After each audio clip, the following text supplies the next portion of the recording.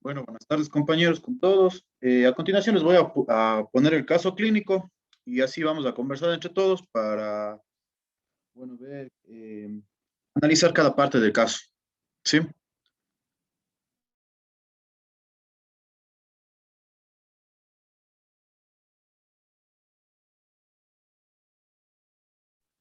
¿Sí se está viendo la pantalla? Sí, compañero. Sí, compañero.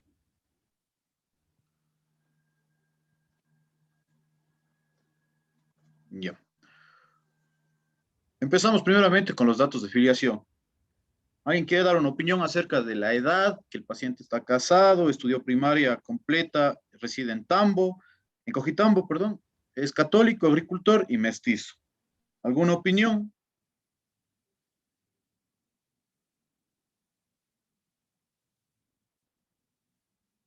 Para mí, yo doy una opinión que para mí, al ser este paciente de la tercera edad, ya sería un factor de riesgo para presentar cualquier, porque a partir de los 65 años, nuestro sistema inmunológico, de cierta manera, por la edad, se va debilitando y entonces, debido a esto, es más propenso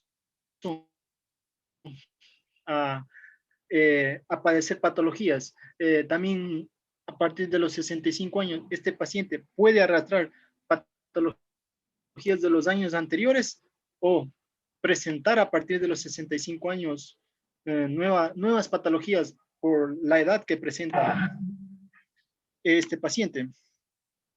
También sería, de cierta manera, yo le considero, eh,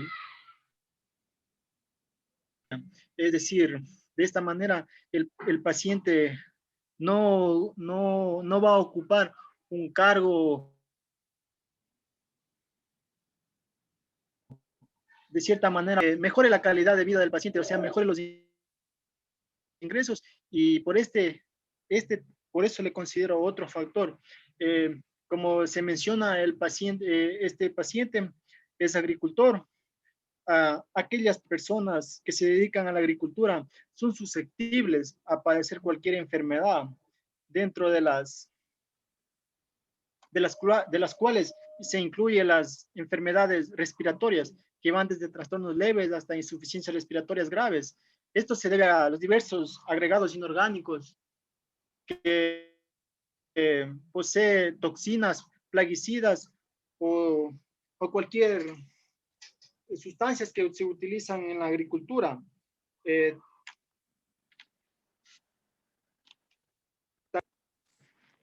que se utilizan en la agricultura y que van a ser transportadas a través de la vía aérea y provocar las dificultades respiratorias que pueden ser como también tenemos aquellos agricultores que se van a dedicar en recintos cerrados, tales como víveros, silos que pueden exponer a los trabajadores a elevadas concentraciones de polvo. Todavía tenemos solo los datos de filiación. El paciente puede, yo que sé, puede haber, presentar como antecedente, yo que sé, asma. Entonces, este tipo de trabajo le va a afectarle un poco a su sistema, a sus vías respiratorias. Por lo tanto, los agricultores van a ser más propensos a padecer enfermedades como la bronquitis crónica, que ellos son más propensos que la población general. La mayoría de los agricultores con estos antecedentes de exposición como a polvo del trabajo en el grano o trabajo en edificios confinados que se dedican a la cría de porcina. También nos habla, podemos mencionar que la bronquitis crónica también se asocia a agricultores que cultivan cereales, especialmente en la época de la recolección de frutos. Para mí, como se mencionó, estos son unos factores de riesgo que debemos tener en cuenta para dicho, para conocer más a detalle cuál es el motivo de consulta por el que este paciente presentó eh, su, llegó al centro de salud, con qué, con qué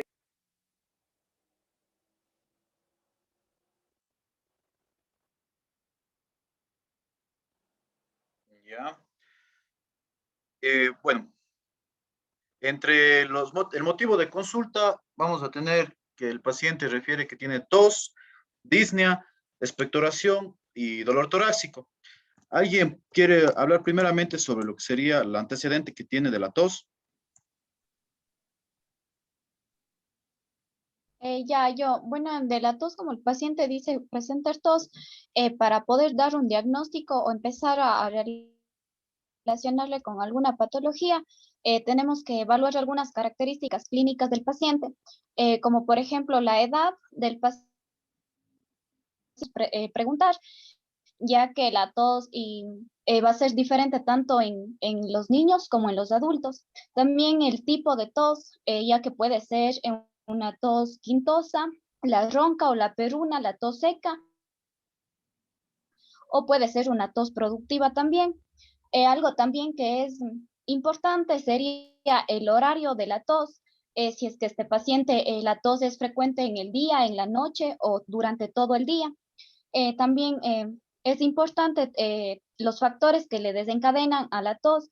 Ya puede ser si el paciente al momento que está realizando algún ejercicio, en la alimentación o algún otro factor ambiental, ya sea si el paciente fuma o algún contaminante al que él esté expuesto, ya sea en su trabajo o en alguna otra parte. Y los antecedentes familiares que también serían importantes, patología, ya sea la fibrosis quística. También sería importante la revisión tanto de los aparatos y sistemas para buscar cuál sería la causa que esté acompañando a esto también, como por ejemplo si el paciente le acompaña una rinorrea o un dolor de garganta, que podríamos pensar que es algo de las vías respiratorias superiores, si presenta secreción, también si viene acompañado de fiebre, de escalofríos, que podríamos pensar que podría ser una neumonía y si también presenta un dolor torácico pleurítico. Si el paciente está presentando también sudoración o en los últimos meses o años o días, el paciente está bajando de peso, que podríamos decir o presumir que puede ser un tumor o tuberculosis. Y también podríamos decir si presenta pirosis y dificultad para deglutir los episodios de ahogo que serían al comer o al beber algo. Ya. ¿Alguien quiere opinar acerca de la disnea? Eh, ya, puedo yo misma, ya, de la disnea. Bueno, como sabemos, la disnea esta se define como la sensación de la dificultad para poder respirar y va a tener diferentes sensaciones, ya sea de origen y de intensidad variable. Va a ser multifactorial, pueden intervenir ya sean los factores psíquicos, fisiológicos, ambientales. También esta podemos decir que la disnea también se presenta en diferentes horas y días. Para esto también, para poder dar un diagnóstico sobre esto, también debemos preguntarle al paciente que, como ya mencioné igual en la tos, aquí también es importante la edad en que trabaja el paciente, los antecedentes personales, los síntomas que le acompañan también a la disnea. También es importante en el examen físico. Eh, Vamos a evaluar al paciente si es que el paciente presenta fiebre, si es que el paciente está hipotenso, si es que presenta taquicardia, edemas, estidores, soplos o alguna otra patología asociada. Bueno, como sabemos, la disnea tiene diferentes etiologías, entonces también es importante averiguar si es que la etiología de la disnea podría ser cardiovascular, si puede ser mecánica, si está dentro de una psicógena, si es que es del aparato respiratorio o procede de alguna enfermedad metabólica. También tendríamos que averiguar la evolución, que también es algo importante de la disnea, ya para ver si es que la disnea es aguda, si es que la disnea es súbita o si es que la disnea es crónica. También algo importante que sería, bueno, es conocer los tipos clínicos de disnea y ver qué tipo de disnea está presentando este paciente, que puede ser la disnea si es que es continua, si es paroxística, o sea, durante la noche, si es la disnea de reposo, o si la disnea se produce cuando el paciente realiza algún esfuerzo, si el paciente está en decúbito, si es que la disnea se genera ahí, en decúbito lateral o en posición vertical. Ya. Otro tema a tratar aquí es la expectoración. ¿Alguien quiere hablar de eso?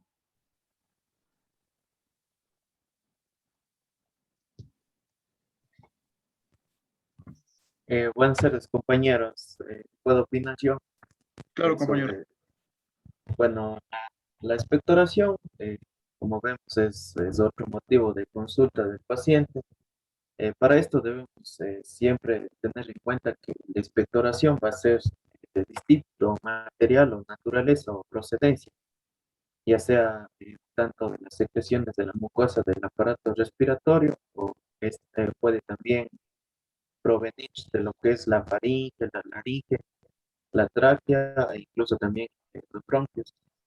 De igual manera, bueno, también debemos estar conscientes de que esta expectoración se puede tratar ya sea de lo que es un exudado, un trasudado de origen alveolar, o pueden ser también restos de tejido inflamatorio. Eh, bueno, aquí debemos también preguntar al paciente sobre la cantidad de la expectoración, es muy importante. El objetivo es conocer sobre todo la cantidad en 24 horas que ha presentado el paciente. Vamos a observar lo que son una abundante expectoración cuando existan casos, por ejemplo, de cavidades pulmonares o dilataciones bronquiales, como es un absceso pulmonar, una bronquiectasia o una bronconeumonía. Y bueno, pienso que dentro de esto de la expectoración, también otro aspecto muy importante que debemos tener en cuenta sería el color de la expectoración mucosa.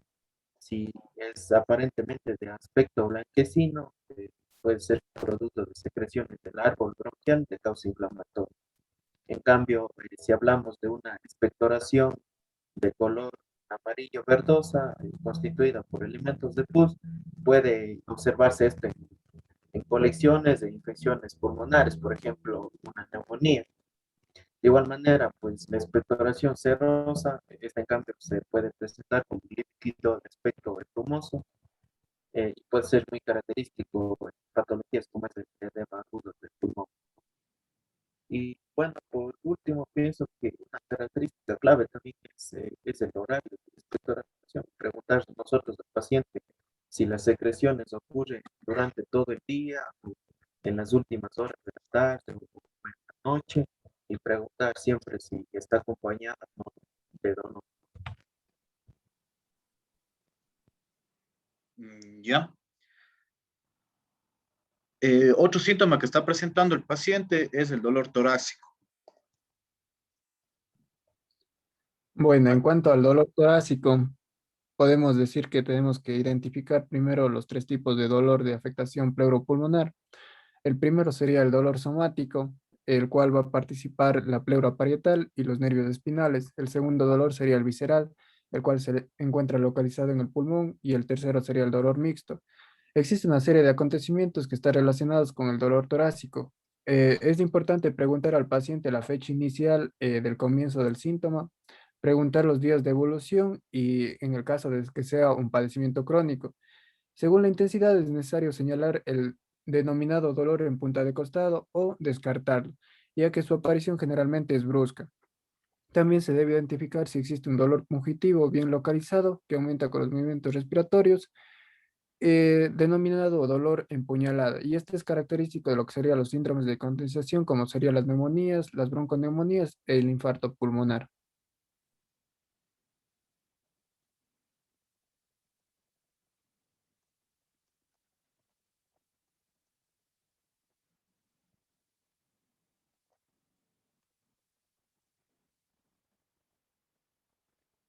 Ya. Bueno, vamos a pasar a la enfermedad actual. En la enfermedad actual, primero el paciente refiere tos de varios años de evolución, no especifica el tiempo, con expectoración acuosa escasa, de moderada intensidad, intermitente, hace 7 días y tras exposición a temperatura baja presenta incremento de la tos. Al inicio no presenta cambios en la expectoración. 2 días atrás cambia de blanco a amarillenta, espesa, de difícil eliminación.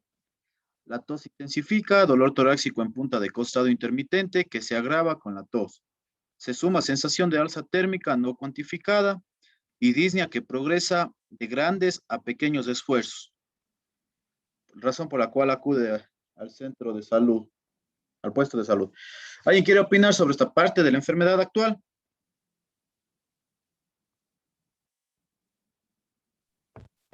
Bueno, compañeros, yo opino que hay que primero empezar a la tos. En este caso, menciona que es de varios años de evolución, lo que significaría que presenta básicamente un síntoma crónico que puede estar asociado a patologías, principalmente como conocemos de EPOC, o también puede ser incluso también la tuberculosis. Eh, bueno, en cuanto a la expectoración acuosa escasa, pues pienso que esta puede observarse en el periodo inicial de, por ejemplo, las traqueobronquitis agudas, y también puede ser uno de los síntomas más característicos de lo que es la bronquitis crónica, no complicada. Por tanto, entonces, este síntoma del paciente puede correlacionarse con los años de evolución de la tos, que en este caso sugerirían pues una posible bronquitis crónica que estaría englobando una patología mucho mayor que sería la EPOC. Bueno, de igual manera, menciona acá que tras el paciente refiere incremento de la tos tras la exposición a temperaturas bajas. Entonces, para esto debemos recordar que este paciente pues reside o vive en Rojitam, que geográficamente, como sabemos, pues es un lugar de altura y va a estar expuesto a temperaturas bajas. En muchas ocasiones, pacientes de estos sectores que padecen de enfermedades respiratorias crónicas, pues no toman en cuenta estas condiciones ambientales que pueden agravar ya una patología preexistente o dar lugar incluso a una nueva complicación, a una nueva enfermedad que puede evolucionar en poco tiempo. Y bueno, en cuanto a la expectoración blanco-amarillenta espesa, pues esta se ha visto que es propia de procesos infecciosos bacterianos, por ejemplo, la neumonía, a diferencia de lo que ocurre en la población sana, en casos de pacientes con neumonía, pues se ha visto que aparece esta expectoración de aspecto blanco-amarillento. Y bueno, los pacientes, bueno, como les decía, los pacientes que presentan patologías con EPOC pueden englobar todos estos síntomas, especialmente como acá menciona la tos de varios años de evolución, que sería pues una tos crónica. Eso sería, compañeros. ¿Alguien más opina? Bueno, en cuanto al dolor en punta de costado que el paciente presenta, este sería un dolor de tipo parietal. Va a estar generado por lo que es la exacerbación de la tos crónica que presenta el paciente en el motivo de consulta. Esta puede aparecer cuando la pleura es de asiento de lo que son los procesos patológicos inflamatorios, en caso de pleuritis o un neumotórax, o en el caso de consolidaciones, como sería la neumonía. Como ya hablamos en el caso de este paciente, el cuadro clínico que se describe se relaciona con lo que es el EPOC, y en los pacientes con este tipo de patología de base tienen mayor riesgo para desarrollar lo que son unas enfermedades neumocócicas. Es decir, este paciente va a presentar el cuadro de EPOC y también una reagudización con una neumonía. Para aclarar esta sospecha clínica, tenemos que realizar lo que son los exámenes complementarios. En cuanto a la disnea que se describe del paciente, es la disnea de esfuerzo. Este suele ser uno de los problemas presentes en las enfermedades tanto cardíacas y pulmonares. Suele progresar a medida que la enfermedad avanza y guarda una estrecha relación con lo que sería el pronóstico de diversas patologías, como es el EPOC.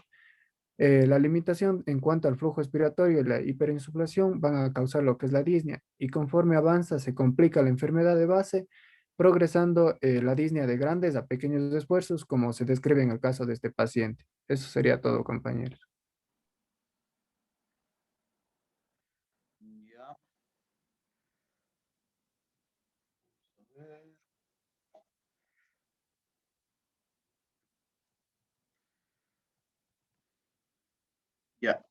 El paciente está con un tratamiento con enalapril de 25 miligramos, por lo que el paciente está presentando una hipertensión arterial de 5 años. ¿Alguien quiere dar una opinión?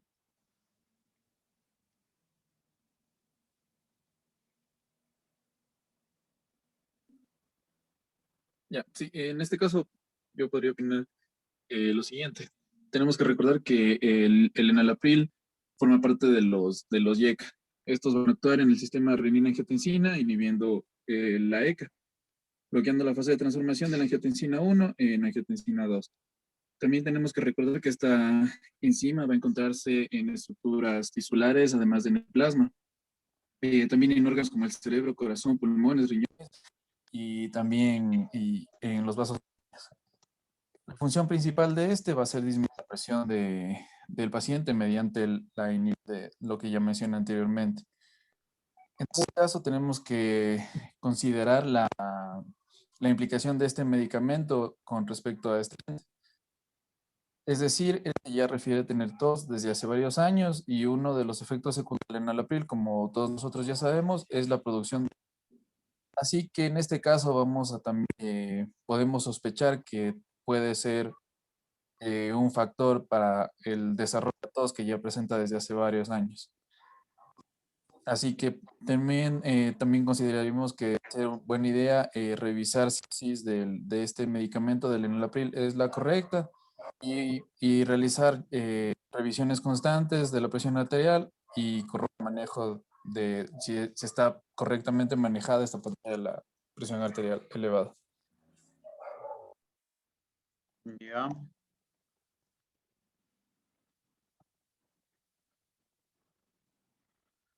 Ya, este paciente también presentó una exposición al humo de leña desde su infancia hasta el día de hoy. ¿Alguien quiere hablar de eso? Bien, el hecho de que el paciente esté expuesto al humo de leña desde su infancia hasta la actualidad, primero que el humo de leña contiene algunos compuestos como son el monóxido de carbono, ozono, dióxido de azufre, óxido nitroso y otras partículas diminutas que ingresan fácilmente a las vías respiratorias y es muy frecuente que den como origen una patología bronquial. Este factor depende mucho del tiempo de exposición, debido a que mientras mayor sea la exposición, el riesgo va a incrementar, convirtiendo así una patología aguda en una patología crónica.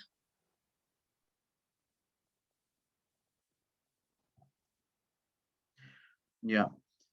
En antecedentes familiares también tenemos una madre diabética, un padre con alcoholismo que ha fallecido y hermanos hipertensos. ¿Alguien quiere opinar?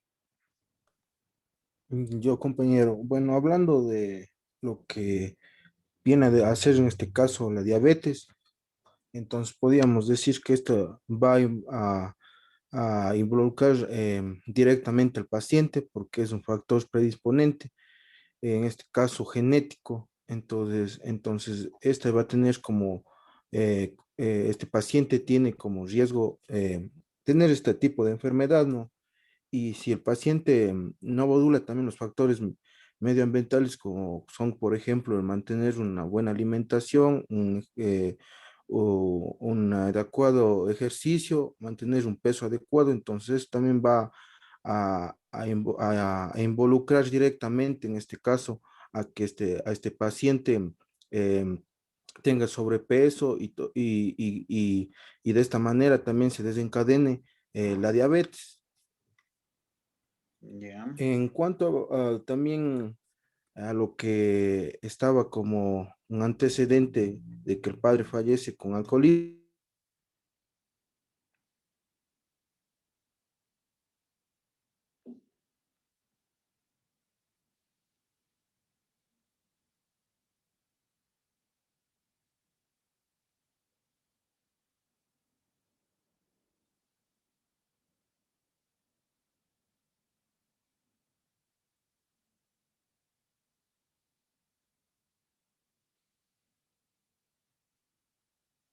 actual, que el paciente está con tratamiento con enalapril, entonces estos antecedentes han, por así decirlo, han involucrado directamente la patología, una de las patologías que está presentando este paciente.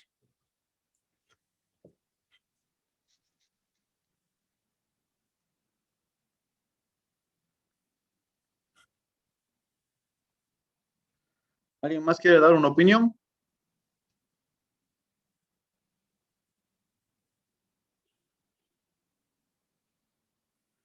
Bueno, a continuación, se va a acabar ahora la reunión. Ya voy a mandarles de nuevo el link para que ingresen, compañeros.